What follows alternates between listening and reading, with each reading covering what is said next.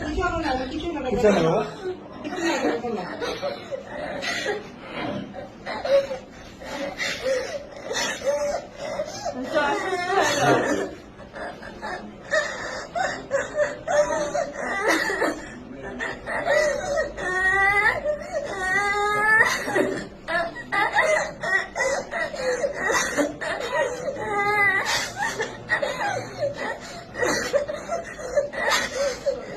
আচ্ছা আম্মু, তুমি কেঁদো না।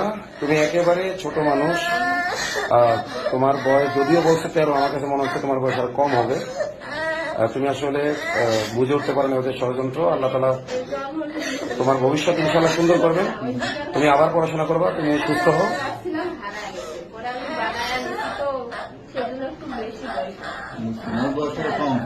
না না, আসলে ক্যামেরায় আপনারা বুঝতে পারছেন না হয়তো, ও কিন্তু একেবারে ছোট মানুষ। হ্যাঁ, একেবারে ছোট মানুষ। আসলে আমরা যেটুকু পাইলাম ওর জবানবন্দিতে, ওর আম্মুর জবানবন্দিতে ওকে কালো জাদু করা হয়েছিল। চকলেট, মিষ্টি জাতীয় জিনিস, চকলেট ইত্যাদির মাধ্যমে কালো জাদু করে ওকে এটা করা হয়েছে।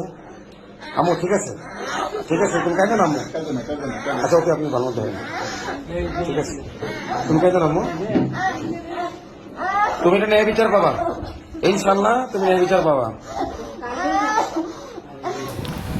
একটি নিউজ দেখে অত্যন্ত দুঃখ পেলাম। নিউজটি হলো তথাকথিত সন্ত্রাসী জয়কুমার দাস কর্তৃক একজন মাদ্রাসা ছাত্রী 12 কিংবা 13 বছর বয়সী, তাকে টানা 3 দিন ধরে ধর্ষণ করা হলো।